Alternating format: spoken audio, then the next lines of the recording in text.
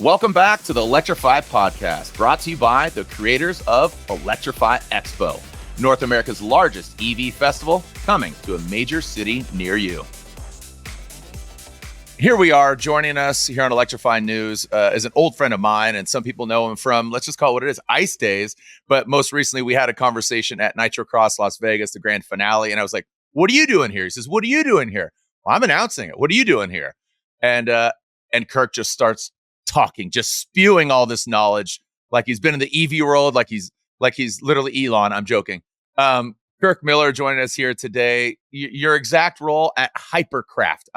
It sounds like a boat, sounds like aeronautics, but it is part of the future. It's racing, it's motorsports. We're going to cut into that. But Kirk, you and I go way back, AEM days, tuner car days, and I'm going to unpack this because you had some perspective that I thought was really bright. And I think that's what's really cool about you and I having this conversation from the tuner world impact, and it wasn't, there's no replacement for displacement, right? And here's the tuner cars that are hitting these numbers that are astronomical and absolutely unforeseen. So we're going to unfold and unpack this whole thing. But Kirk, welcome to Electrify News, and explain Hypercraft and what is your role there?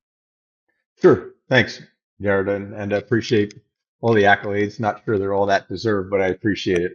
I just, it's funny just before I get into that, talk about my kids and my family for a moment. When they would have the parent day or career day, I was the dad who showed up with a race car, and a rig and rolled it off and explained, my background in racing and my own business and these other businesses that I've been fortunate to be a part of, and this incredible industry that is just filled with just crazy people that do amazing things, and I get to be part of that. So, my thing is I don't get up to go to work. This is what I get to do, which is really a pretty special place, I think, me personally. Absolutely. But Hypercraft, so and my position, we're not real big on titles, but I'm the head of sales and marketing, but I do have a very strong understanding of motorsport, and I have a fairly decent technical background. So I'm tethered into system architecture and a bill of materials for a bespoke build or even a production build. Hypercraft itself, right now you see it as an EV company, but our focus really is advanced propulsion. And because a lot of what we do revolves around motorsport, it's actually in pursuit of a better solution to go fast. And what does that mean? In simplest terms, you just want it to go faster. And you're not necessarily focused on anything other than that. But if you have these other byproducts, like maybe some of the stuff we spoke about at Nitrocross was, things like a quieter level of performance, which most people ironically complain about. But when you have tracks being closed down because of homes being built closer and closer to them, just being so intrusive on the track, what it was doing for maybe decades, and now you have sound complaints. That's a frustrating situation for the racers and the enthusiasts. And this is a solution, the EV, the battery EV, that really fits really well with a number of motorsports, in areas that you and I are very intimate with, drag racing, because of the high torque that's available, the drift, rallycross, time attack, all these areas that can really capitalize on the performance benefits of an EV, but also, bring some other things to the table with the increased level of performance, and then it not being so offensive to the neighbors who decided to build their condos close to a racetrack. Well, we talked about that the other day about Cletus McFarland owning this old school racetrack, Freedom Factory, and now they want to build houses around it. If it was the opposite, that would never happen, like build a racetrack. Ever. So, Yeah. but dude, propulsion. Okay, now you're just getting like real cryptic here, and I like this. So I'm gonna, I try to break some news on here, but it's about education. I come in like a big dumb Neanderthal, and that's what I am, right? So, and I'm just gonna ask the questions because the people want to know, right? Like why EV, and anybody watching this, anybody that knows Kirk Miller is AEM days and what he's done there. I just got a text from Roger Scalise, by the way, name dropping there. That's random. awesome. But yeah, because Hey. we're renovating our house and he's in that space. Anyway, super random that he texts me. But you and I had a great conversation at Nitrocross, and that's the first time I got to. I saw from a distance, most notably with Lucy Block racing the Sierra car with a Hypercraft propulsion system, and I'm just going to kind of You can say defect back to. powertrain. It's simple. But Propulsion. I It's like not propulsion. injected. It sounds cool, Yeah. like yeah, that's what everybody Yeah. references, right? But I was again, that was the first time I really heard of Hypercraft, what's going on there, that experience. But you started breaking it down like it was Build-A-Bear workshop. You started telling me about Hypercraft and like, here's this motor, here's the trans. What are you trying to solve here? Are you trying to break records? Are you trying to be a weekend racer? Are you go into that? Because I think that's what's really interesting about the modularity of what you're trying to accomplish as far as chassis, motors, education, information, and technology. Well, that's awesome. So, Jared, so I've done my job, because that conversation, the way you remember it is exactly how I want it to be remembered. The Build-A-Bear fact of the matter workshop. is, Do you mind? Do you yeah, mind that yeah, reference? yeah. I think it's cool. It's not American Girl, Build a Bear better, Okay. Color me Anyway, mine. I don't know. Let's get weird. it's the the challenge is, so I'm going to back up just a little bit. You said, explain Hypercraft, what we do, and advanced propulsion systems. So right now it's battery electric, and I went off a little bit on that, but it could be fuel cell, it could be hydrogen ice, it could be hybrids, it could be a number of iterations of all these things. We're going to do, again, from my perspective on the motorsport side is where I love to focus because it's such a great proving ground, and a halo, for the brand, is that it's just a better means of gaining a performance advantage. So that being said, another big part of what we're doing is engineering the complexity out of an EV powertrain. EV powertrains, from the 30,000 foot view looking at it, man, that's just a giant RC car. There's a battery, there's some controller thing, and then there's a guy over here, with the antenna sitting off his controller box. The fact of the matter is, the amount of communication and some of the other safety concerns that live within that. We've all heard the horror stories of, oh, batteries catch on fire and blah blah blah, but and they do, but it's far and few between. And studies have shown per capita, on average, there's less fires in EVs than there are in ICE cars. But I'm not here to Yeah. argue any of those parts. I'm really to talk about, look, the back end of these systems are incredibly complex. If you simplify them, they become more dangerous, meaning there's not certain safety devices in. There's something called an IMD, isolation monitoring device. It's so critical to the process. And that thing is just looking at continuity between the high voltage system or ecosystem and the chassis, just to make sure there's no breaches there. And then it can do alarms and derate and torque reduction and things like that. But all of that is from our end, we're trying to pull that out of the equation so I can talk to you about, hey man, how fast do you want to go? How far do you want to go? What's the use case? And here's the cool part. So if you said, you know what, I want 1,000 horsepower, and then let's put in LS. Okay, so that's twin turbo LS or very high strung NA or supercharged with a bunch of boost. All really cool, all fairly expensive, but also fairly high strung all the time. If you have 1,000 horsepower EV, as you drive around, it's just cruising around and having a great day, and it has all this headroom. It's not a high compression engine that's stressing the crank or anything, or there's no thermal issues with this thing, just cruising around town. So you can just joyride this or cruise it. And we have map switching in ours. So we have 4 maps that you can choose from for torque maps. So if you say, I want to, Sunday cruise, awesome, bad weather, awesome. Or if you want to send it a full send, you can have a drift, a psycho drift car, again, quiet, but still smoking, but it's the tires, versus anything else. So the equation of saying, how fast do you want to go, or how much power would you like? And then how far do you want to go? And then what's the use case? Is it drag racing or cruising? Because then you get into the battery chemistries, and there's different batteries that we offer. And in highest level, you have an energy cell and a power cell. And that allows you to, again, pick and choose what you want. We put the package together, and it's not a bespoke system. It's as silly as it sounds, it's somewhat off the shelf recipe that allows you to decide how much torque do you want in the end, how much you want to put on the ground. Well, and that's what manufacturers are doing this in an ICE scenario. It's minimizing the components, right? So we just had Formula Drift Atlanta, and talking to Steph Papadakis, who we know intimately, and the expectations for drift cars right now is average 1,000 horsepower. And Right. they'll go more, but you got to detune them to have that level of thing. But as far as like what I really liked about, working with Nitrocross, the Sierra cars, that again, you made it really enticing because of even just what you said right there. Take out the nerdiness, and what are some of the applications that Hypercraft is going to see themselves? And like I liked what you said there, as far as, it's a good test bed, it's a proving ground, it's showcasing its exposure. Again, Lucy Block, she's like, I don't know if I want to race. This is my first EV, and I'm going at Pikes Peak. Like, just, her husband obviously and her daughter racing and all these things. But Dude, take the nerdiness out of it. but that part right there, what you're just talking about, there was so much going on there, and then the Oh yeah. emotion of everything. Oh yeah. It was I mean, insane. Una Pegasus, Leah driving that up, and again, yeah, RIP It KB was a forever. moment in history, man. A Yeah, moment in no, it history. was sick. It was sick. So I'm, not belittling that by any means. Right. I've I've cried and celebrated, literally like DMing That's Leah, why like, I get it, claimed that girl. I had sunblock. I had sunblock in my eye that day. That was my claim. Trying to be a tough guy No, from you Jersey. freaking cried, dude. Oh, you cried, dude. It takes a stronger man to cry and admit it than a weak man. All To be like, right. nope, All right. just got dried here.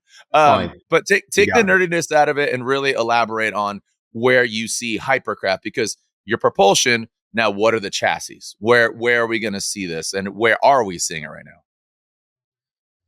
That. These are great questions. And I'll try to summarize because it can go in so many different directions. So if we just talked about industry verticals, you could talk about marine applications, the pleasure cruising boats, and really, and again, that's a wide spectrum because of uh, having EV propulsion as a great quiet means of propelling a vessel. You now have the opportunity to harbor cruise without diesels running, or even park at a dock without shore power and not have gensets running on a yacht. You can be operating off your battery packs. And then once at sea, you can have either water generators or actual proper gensets or some degree of solar, all feeding back into the packs. Research vessels love this. Military love this with whisper modes. We have several DoD programs going where you have these diesel, electric parallel hybrids. So you can actually go to full whisper to reduce the heat signature of the vehicle and obviously the sound signature. And then you can run on full electric, go in, do what you need to do, come back out and run the jet. Diesel comes back up and it can power the drivetrain and repack the gen set through the motor and regen. So there's no reason to go to a shore power or land power. So those are a couple of cool. So marine, DoD, obviously, the classic car restoration, and that's really cool for a number of reasons. One is that the cost. I will say, Jarod, that one of the concerns that we have always had is the cost down initiative. Hitting the hitting those points, those costs down soon enough in the adoption, because it's expensive. You mentioned the tuner day where you could take your car and you could start with a cold air, then an exhaust, then a header, then I'm going to do a small turbo, then I go big turbo, O-ring the block, pistons, rods, and you just go over that. And over 5 or 6 years, you might have put 20, 30, 40, $50,000 into this to do a proper conversion, even at a smaller power package. Yeah, I mean, you're at the bottom end of that scale at 30,000. At the top end, you can go 150,000, for these conversions. Yeah. That being said, when you start talking about classics and the values of those cars and the cost to restore them properly, to restore a BMW 2002 or, some simple basic classic, or even a bug, air-cooled bug proper, you're going to spend a good chunk of change on the powertrain or the drivetrain. So in the end, you take me as an example. I want a 2002. I think that's a really cool car. My dad had one. I had one. It was a really fun car.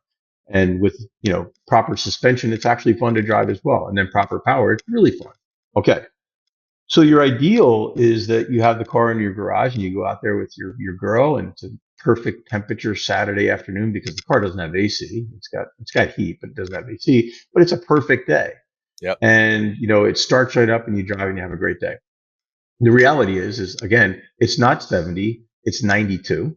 You want to get on a freeway where everyone's going 70. It takes you 18 to 40 seconds to go 70 miles an hour because it's so anemic in power. You don't have good heat or, like I said, AC. And then you look at the EV opportunity. What does that mean? You can have, 2 to 3 times the horsepower and torque early in the RPM range, so you don't have to wring it out to make it move. Because just inherent feature of an electric motor is very high torque at low RPM, and a tabletop, for horsepower and torque. So now you have a car that accelerates the way you want it to. Heat and AC are simple, not simple. They're options that are available that can be somewhat simple to install once engineered properly. So you now have heat and AC. You don't have choke cable. It doesn't smell like fuel. There's no oil spots in your garage, and it does everything you ask it to do. So suddenly it fits the ideal. So that makes a lot of sense. So the classic car, restoration EV conversions is very, very popular, and for these reasons.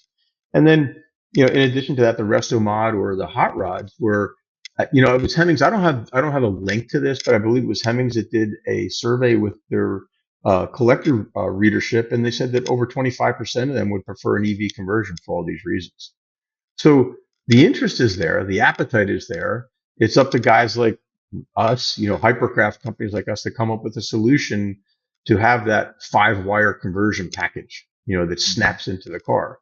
But an important note, Hypercraft, I mentioned propulsion, powertrain. We're doing the powertrain. We're going to leave the installation packages to the field, to the installers, to the builders, because they have different creative ways of making this all work and fit. And whether you want to, have a completely unmolested chassis because of future value on the block, and you want to convert it back to ICE if you want, that's one conversion method. And the other is like, hey man, I don't care, take the firewall out, remove the trunk, do whatever you want to do, just do it and make it electric and make it fast and make it badass and make it safe. So that's where we're leaving that to the field, and nobody knows better than you and I that the field can produce amazing things, come up with ideas that we would have never thought of. And what I think is, and this is what's really fun about this podcast, and I've said it and I'll say it again, we're providing a solution, because at the end of the day, the 2002, the motor is not like, oh, you need this or you need that. Obviously, if you're doing a 100-point restoration, yeah, you need the right pieces, depending on if you do OEM and seeing, the grease pen marks and all that. But that, like you said, I think that 2002 picture and snapshot and experience would absolutely benefit from a Hypercraft propulsion system. And this is something that, again, the first person that brought it to my mind was Matt Farah, and said, big Cadillac DeVille, 4-door PCH convertible. You don't care what motor's in that damn thing. You're just cruising, right? And you're going to Neptunes, you're going to whatever, like that picture there. And then also, let's talk about, it's East Coast, something like that. Like, I think there's something there. You made the debut with Sierra cars, the Hypercraft Sierra car at Nitro Cross. What was the take? You had a few different influencers, Colette, Amanda Sorensen, Ellis, Elysium Racing.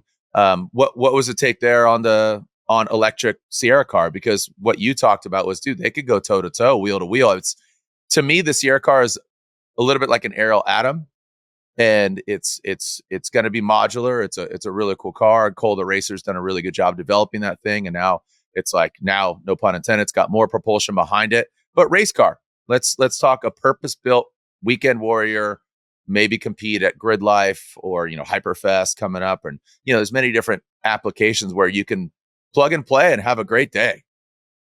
Yeah, absolutely, and reduce maintenance expense as well. Yeah, that's a great point. There's a lot of tuning that goes in up front, but not a ton that comes in after that. So it's a fair, once you're in, and once the integration is complete and that's all set, then the calibration work is much simpler. Your OS is your OS up to date? Keeps asking you, like, do you want to update? No, yes. It's updated. It's fine. I don't. Yeah. Just do it. Over the air. For competition, so Nitro Cross, the purpose there is to show up and have a car that is. So Travis's goal is, I love his press conferences. There's one little line that he always throws in there that I don't know if people pay attention to it, but as an ex-driver, I greatly appreciate it. He says, because we haven't found the best driver. They're still out there. And if we can provide an environment and an event that lets them show up and really show how good they are, and then we have rungs in the ladder to get them from side-by-sides all the way up to the FC1, 1,000 horsepower all-wheel drive electric car, we might find the best driver. And I love that he says that every time. We don't know where the best driver, we don't know where they're going to come from. We haven't found them yet. And as soon as we think we found them, there's going to be somebody else, out there.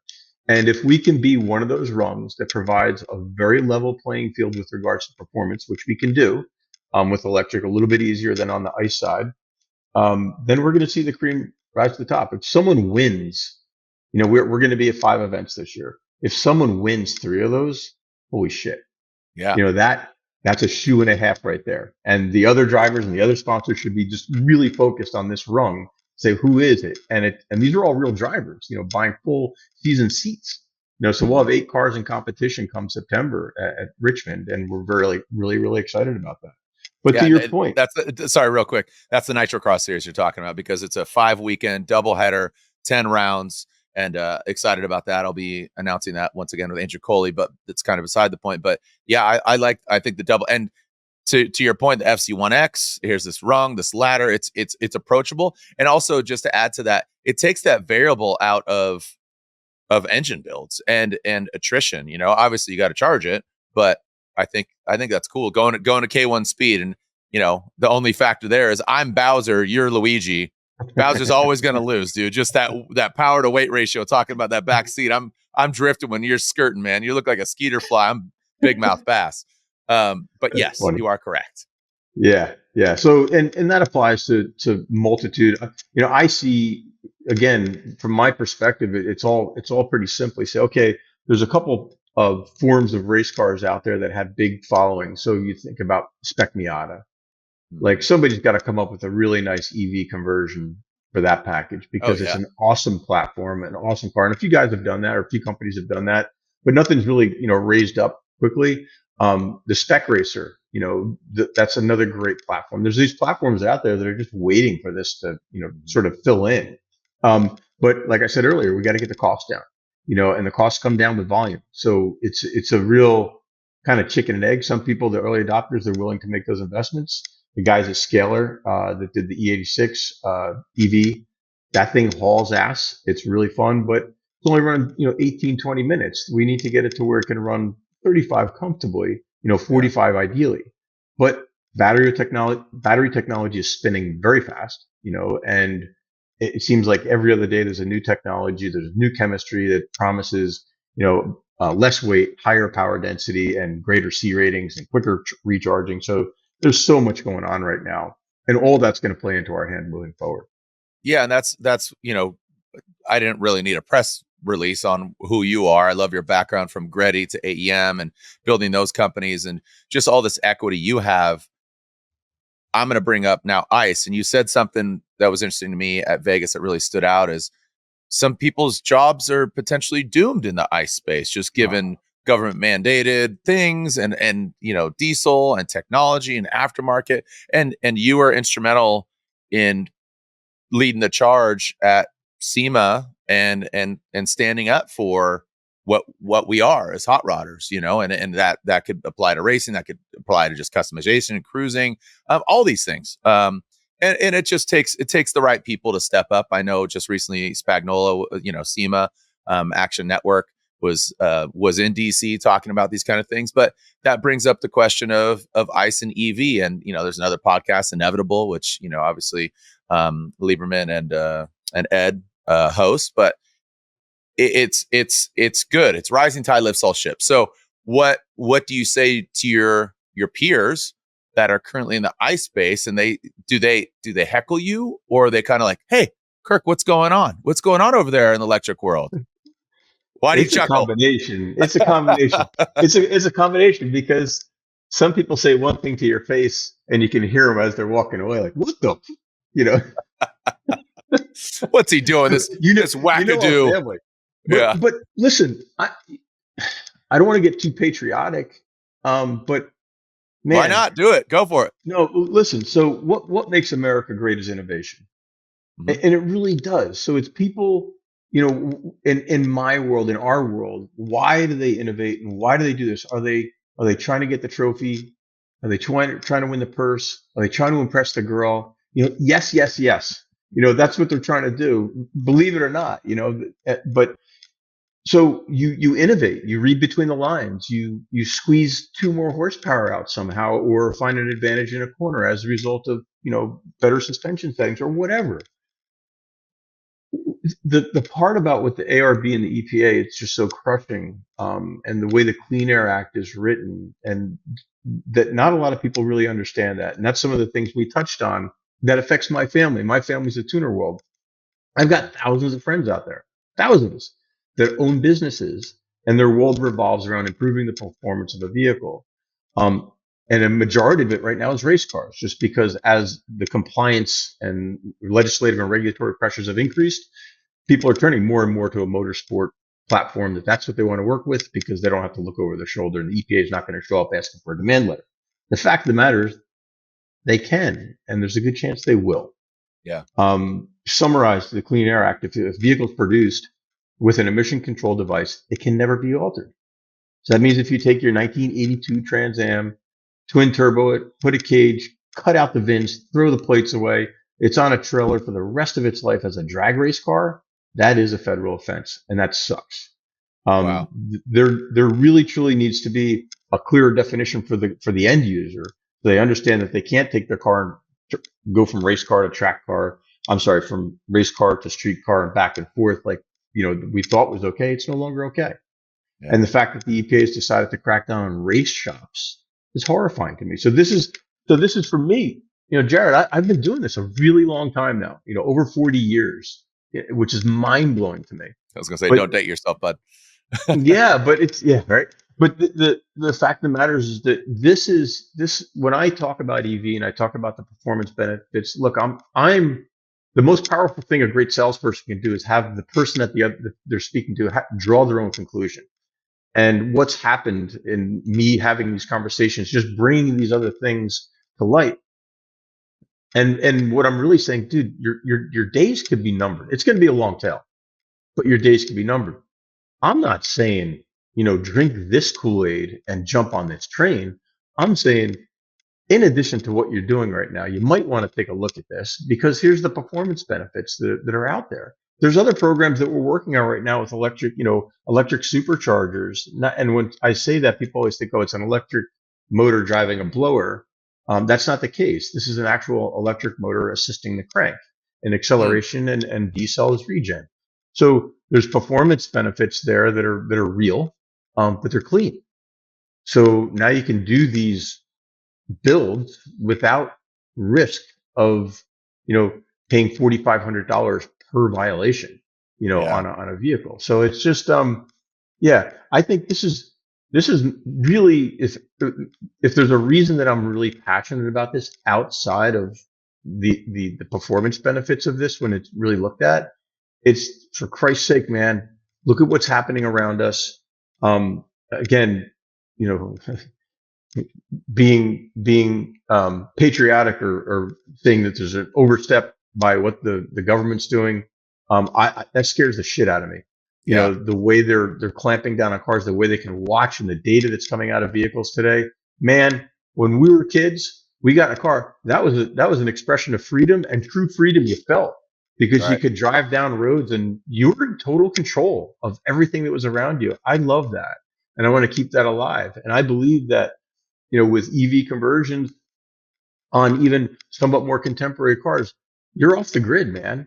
Go do what you want to do and have a lot of fun and be creative and come up with other solutions and teach me, how to make it be more efficient and more powerful. That's really exciting. And that's, why am I at Hypercraft? For God's sake, you went from hardcore ICE to AEM, advanced engine management, to Right. Hypercraft, an advanced propulsion company, so why am I here? These are all the reasons. I have a platform that I can speak from. We have a team that is heavy on the engineering side.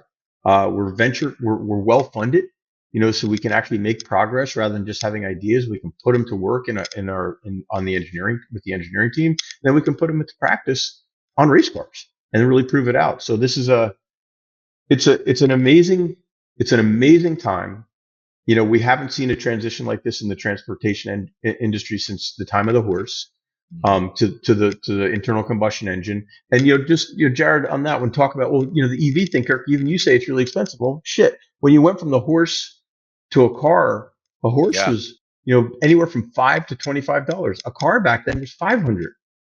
So you're exponentially more expensive to have that, and it wasn't really good. The early cars, they were noisy and clanky and dirty, but they were something that was different. And this scenario right now, going from ICE to EV, it's not quite that elegant. It's elegant in a finished good and a finished product, but the behind the scenes is messy as hell, and we're Yeah. dealing with that chaos right now. But I really appreciate you guys having me on. I appreciate our relationship, personally, but most importantly, it gives me a platform to speak from that hopefully a lot of people hear us and say, well, maybe it is something we should look at. I know we lose the exhaust sound, but No, you know, just had David Borla on the other day, and he's making audio performance, or I can't remember. He had a great similar to yourself, the propulsion. He had it was performance audio, something like that. I can't remember the acronym, but that I hate to use the word pivot because it summarized obviously going post COVID, like we got to pivot, or even during COVID. When do you think, I always reference Harley Davidson, Harley at their, I think 110th or 105th anniversary, probably 110th, because I think they're at 115 now. They put out kind of a documentary on Harley Davidson and the bicycle and making a motorbike, right? Um, when do you think we'll look back at this conversation and where we're at this tipping point of going from vinyl records to tapes to mini discs to CDs to all of it going away? When are we gonna look back at this and go like, duh, yeah, like what were we doing? Like 5, yeah, 10, 15 years? yeah, that's yeah, I think And it's that's going to happen personal, soon. right? That's like, Yeah, and what you're yeah, trying to forge and make it idiot proof. That's also the another thing is you're making it less scary. Talking to BC, he's like, it was a kind of mad scientist Doc Brown thing, and now it's more approachable, acceptable, understanding, modular. So a couple questions well, there. yeah, on that side, I was sitting with a board, and I can't remember who it said. It might have been Eddie from Revolt, who said, the difference between if you make a mistake with an EV versus a gas, like just like hooking things up, at least when you turn the key on, you can smell the gasoline. With an EV, you can't. So yeah, again, making it as close to plug and play as possible is really critical. And again, engineering the complexity out. So when you hit the green button, it does everything it's supposed to do. But the spinning of technology is happening, faster and faster, and the level of investment in search of more efficient batteries it's a real race. I mean, it's Mhm. real, and it's billions and billions of dollars, and it's global positioning. I mean, this is amazing. It really truly is what's happening, and a lot of people wince, and including me, wince at the mandates, these lines in the sand that are being drawn, which I believe almost every line in the sand is going to be just kicked down the road by a decade, Yeah. because forcing a transition like this on the world is something really hard to manage. Where especially when you have OEMs that are global manufacturers, and then you have parts of the world that don't have infrastructure. So how in God's name is an EV going to work? It's not. So Yeah. to me, again, going back to Hypercraft, advanced propulsion, what does that mean? I'm a huge fan of hydrogen. And I think that hydrogen has a place for ice, which makes it fun because we get our exhaust sound and then lower Mhm. emissions, but there's still complexity there just because of the hydrogen molecule being so small. There's some challenges in handling that. But there's other technologies out there where they're crack. There's a company called Gencell out of Israel that builds a fuel cell stack that uses ammonia as its fuel, and it cracks the ammonia and pulls the hydrogen for the fuel cell reactor. And that's Wow. crazy stuff. And Yeah. so that's all happening right now. So I think it for us to think that we're so sophisticated today, and I think some of that's falling away because technology has spun fairly quick. But my stepdad he's retired. He was a prototype machinist for General Motors at the Proving Grounds in Milford, Michigan, and their lab had a computer bank that was like 15 feet long and 6 feet high for their emissions lab. And if someone walked in and said, "Hey, in 10 years, all of this right here is going to be on something the size of a notebook," Yeah. and there's not going to be no wires, by the way. It's all going to Yep. be wireless, and it's going to last all day. You don't have to plug anything in. What would you say to that? Like, Yeah. that would be awesome, but whatever.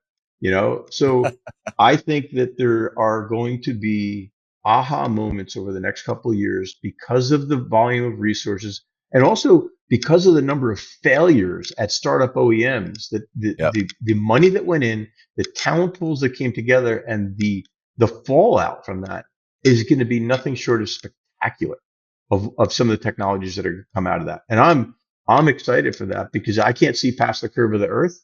I know what I can see, but I know that there's a lot of really cool stuff on the other side. And I'm just looking, for me personally, I'm looking forward to how can we fit this into a race car, so now we can run a 24-hour on a banana peel, you know? Again, Doc Brown reference there, Mr. That's Fusion. right. And and That's and right. and, and I think it's a good juxtaposition to have somebody such as yourself at the helm of, again, development, marketing, um, perspective, having the peers and the Rolodex, an old school reference there. But you when I asked you about it, first thing is you went to boats, which are marine, I should say, which I think that's really interesting because we've had only, I think, maybe one person on talking about EV boats and that space and what's going on. There's some amazing manufacturers out there. So again, Hypercraft applying to Sierra cars. Is it Haleva? How do you pronounce that? Hawaii? Yeah, Hawaii Haleva. is a pleasure, like a pleasure deck boat. Okay. They're kind of high end in the spectrum, but that's another great example of what you can do with EV propulsion. Yeah, Yeah, and then that's so again, go ahead. But BC Customs as well. Like those are BC names that. Customs, yeah, great group of guys, and that's some of the DoD stuff, and they race off road, heavy and hammers and desert, which is awesome because you can bring those guys who live in. I mean, there's very few environments that are tougher than that. So Yeah. if you take our powertrain, you stick it in there, and it holds together. That says a lot, outside of the lab. Hey, have you done your vibe test? Have you done these standards? Oh, yeah, we did all that. But we've also done this, 15G rock shocks, in the bottom of the case of the battery pack, and it's still going. So that's like what we Wow. did with Dave at KOH, Dave Cole, and he has an old Ultra 4 that we converted, with the Dana powertrain or Mhm. Dana motor inverter, and then our hyper packs and a number of other products. And that's one fun car to drive. And it's freaky because it's silent, you know? Yeah, and you talk about performance is great, but I liked how you're kind of challenging yourself there. You're beating yourself up as far as, all right, ran for 15, 20 minutes. We need an hour. We need all these things. And it's the race to the moon right now, and talking about the EV moon. And I love the backdrop here. It's almost like a scene out of the Neutron Legacy. It's like, we're talking tech, but you have your cafe racer behind you, so so you can't tell me that he's not an ice guy, like it's kind of filling all the gaps and all the holes. So, and I referenced my buddy Kirpius on an episode the other day. He's the main photographer, really steezy, long hair. He, looks like he rides a Harley, even not even next to a bike or even on one. And he tested the Livewire. I was working a lot with Harley Davidson, and they launched it, Harley Davidson Livewire, kind of consumed it back in and pushed it back out as just Livewire. And I said, Right. "How's the bike?" And he took the first photos. I think it was in Spain or Ireland or somewhere cool, and just had to be remote. And I said, "How's the bike?" He's like, "Dude, it's the funnest freaking thing I've ever ridden. Like, it is so much fun." And I think that cuts into the naysayers, and because I feel like this podcast, and that's why our good friend BJ Burtwell, founder, president of Electrify Expo and all the things Electrify right now that we're listening to, he came from that world. Obviously he ran Mopar, he worked at Dodge, and previous to that, he's one of us. And him just adopting this lifestyle and kind of naysaying it, but then being like, now I'm in. And that's a lot of people. So it's more of the like, don't hate us because you ain't us. Participate and congratulate. And I Right. feel like we're always defensive. So when BJ tapped me, he says, "Dude, we need to have some fun with this podcast. Let's make it more digestible. It's not B2B, and that exists, which is great, but it's more of, who do you want to listen to this right now, Kirk? Like, who, obviously we want, your partners and people being like, oh, Hypercraft is a solution B2B, but also B2C, right? Because at the end of the day, you said it, rise, you need everybody to kind of invest, and cost lowers because of quantity and all those. But who's the ideal person you want listening to this podcast? You ask really good questions that make me think, and it's still Well, kind of we're not early. just going to sit here. Like, again, Yeah. big Deanderthal here. Again, Jarod Deanderthal. It's so I so there's the people that I want. First and foremost, the people who make a living, tuning cars need to be listening, Well, and not just to me, but to others. And that way, your revenue stream can be protected to a degree, which is really important to me because your livelihood and the fun you have in life, unfortunately, it's tethered to your income to some degree. So having a safe, reliable stream is really important. That's one. Two, it's people who, so you have people who are new, they want to go fast, but they don't know anything about internal combustion engines. They don't know anything about a lot of the other things that are just tribal to us, just Mhm. natural to us. We're born in it. So you have people who are digital natives, if you will, younger individuals that maybe played with RC cars, maybe 12 volt Sim guys. racing right now. Sim racing's Sim, blowing up, sim racing, right? huge. Yep. And if they're able to um, acquire these powertrains that are less complex to them, because it's already been a well done package is already engineered, just to fit right in. It can be a lot more fun for those people. And I think the outer ring of the enthusiasts. You think of drift, as a great example. And I was talking to a couple people about this the other day.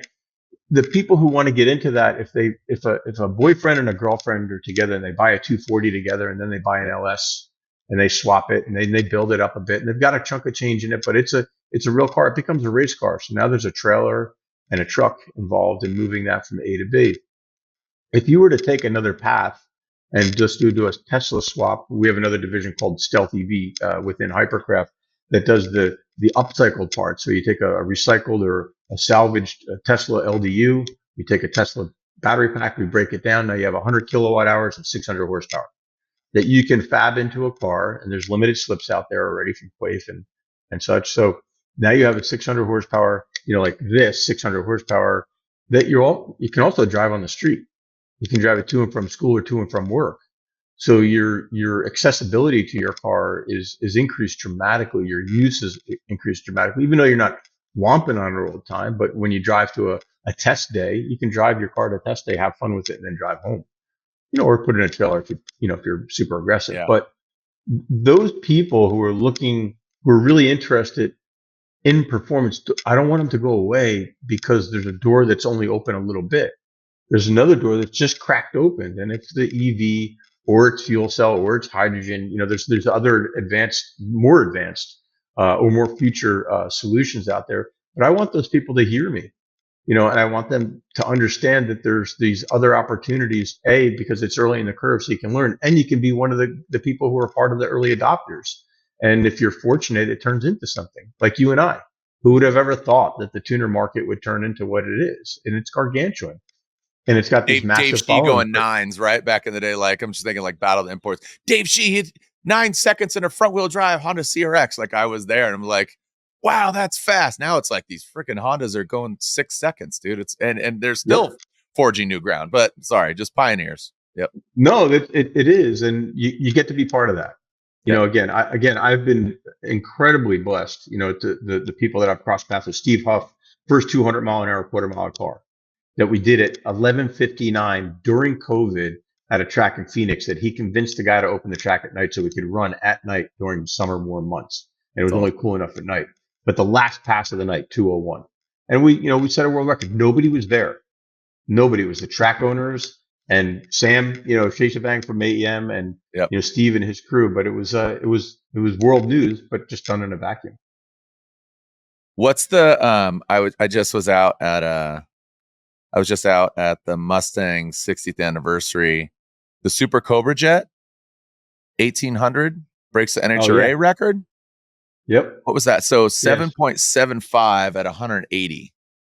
Yep. And I guess So it's that's a car that they was deemed it done with, illegal. say it again. They deemed it illegal, I guess. It had one run and they're like, well, that's it. Yeah.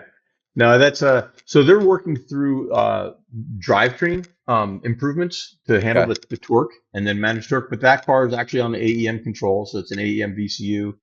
That was a program that was started when I was still at AEM a few years ago, and it had 1,400 horsepower. It's four Cascadia dual stacks, or two dual stacks, so it's four motor. And it was roughly, they were saying 1,400 horsepower, then it's 1,600, and then that's why the number keeps going up, because Yeah. that's the power that they're getting out of it. And originally it was through a glide. So it was a really neat setup where the motors would actually boot up and idle and spin a converter. So it was through a power Really? glide initially. Then they went to a clutch setup. And that's what they're really trying to dial in right now, the shifts, and the launch. So there's a lot to be learned. The guys At Ford, really, really bright engineers working on this. And then the guys at MLE, McHugh and Pat Pat Lean, yeah, are really, just really well-known racers in NHRA, and Yeah. they're applying everything they got onto this thing. So beautiful package too. And that's what's really cool about this too, is I think that was a great segue there of acknowledging OEs. And is there an OE conversation of technology and sharing, kind of mind sharing focus groups, and or is this kind of you guys are in your own, don't look at me, like, don't, no, we're Hypercraft, we're doing our own thing. um is there some crossover to for Hypercraft to work with like an OE type situation? Because when it comes to the big three or anybody outside of that, obviously Hyundai, Kia, and a lot of manufacturers just coming out of the woodworks to be in this space. Right. Yeah. So another great question. So one of the reasons OEMs are looking to, companies like Hypercraft, and we are involved in several different OEM programs, is because when the OEM, Ford or Kia or whoever, when they build a vehicle, it's an entire ecosystem, and all these different computers are communicating with each other, and there's all sorts of ADAS and safety and all these things worked into that, so that if you say, I want to turn this into a race car, you have to pull in engineering teams from other departments within the company, and they don't have the resource for that. Everyone's focused on moving forward with just getting the platform right. So if they want to build a race car, what do? They have to back out of it in many cases, turn to the aftermarket for an overall powertrain solution and certainly control solutions. So that's where we slice in. It's a more efficient way to get to the starting line, with a race car for an OEM using an aftermarket company, even though we consider ourselves at Hypercraft, we're an OEM supplier, but it's mid-market. We're not a tier one supplier. Yeah, I mean, you guys are doing a good job. Anything else you want to say, Kirk, in regards to Hypercraft, what you're forging, what you're doing from Marines to customization to racing, Sierra cars, Nitro Cross, 5 stops, doubleheader weekend? Kind of touched on anything, but I'm glad I challenged you, because you always give me my flowers, so I appreciate just the conversation. I was super hyped to have you on the show. But anything else you want to add to that? No, just listen. I will say, because we don't want to show our hand, but everything that you see right now has been years in development. So that means that there's products and programs that are stacked up behind this, again, to lower the cost barrier, reduce the complexity, and just make it a more enjoyable, safe package for the installers. We want, you said, who do I want to listen to this? There's builders out there doing really creative things in their garage. I really want them to hear us, and that's who we want to be connected to, with our product. And so that's, the gist of it. There's a lot more coming. I wish I could share more. I really do, but there's a lot more coming. That's always like how you guys are all sly. You're all sly, but rightfully so, and it's good. And that keeps them coming back. That keeps everybody hungry. What's next? What's he doing? So, Well, the Kurt, important thing, Jarod, is to deliver. I can make all these, wait until you see what's next. Unless I show up with something that's not very exciting, but I promise there's more coming. It'll be badass. super super excited about what you have cooking. Where else can people learn about Hypercraft? What you got cooking? What's going on? Yeah, so our socials are really good, but hypercraftusa.com and then stealthev.com. Both locations have links to our socials as well, but that's usually a great place to see what we've accomplished of recent. There's usually great press releases and news updates and events that we're attending. We do quite a few events. Unfortunately, we're missing Electrify this year at Long Beach. We had planned, but we had a couple other conflicts that kept us from there. But you'll see us at events like that, and we'll post our schedule so people can come join us in real. Cool. Any race activations outside of Nitrocross, similar to like Pikes Peak or anything like that? Oh, that's good. So we have again, I can't talk about it because we're just so early, but there's a couple that you will really like. All So right. there's All right. some stuff coming Yeah, up. that's enough. Yep, I'm drooling already. Well, thank you so much, Kirk Miller, representing Hypercraft, and a lot of technology there. But what I again love about it is your roots, where you come from, tuner culture, the juxtaposition of it. Again, a motorcycle cafe racer behind him, visually, and just a great wealth of knowledge. And to be quite honest, a really good guy. So Thank you so much, Kirk Thanks, Miller, for Jared. joining us. Yeah, of course, dude. Well, thank you so much for Thanks, joining me man. today. Thanks to you, and thanks to BJ and Electrify, and everyone got us on this thing together. So thank you. Yeah, man. Well, again, learn more about Hypercraft and how it could be a solution for you. And thank you so much. All right, peace. Thanks for listening to the Electrify podcast, brought to you by the creators of Electrify Expo. Be sure to catch full video episodes on YouTube at Electrify TV and follow along on social media for daily clips and more.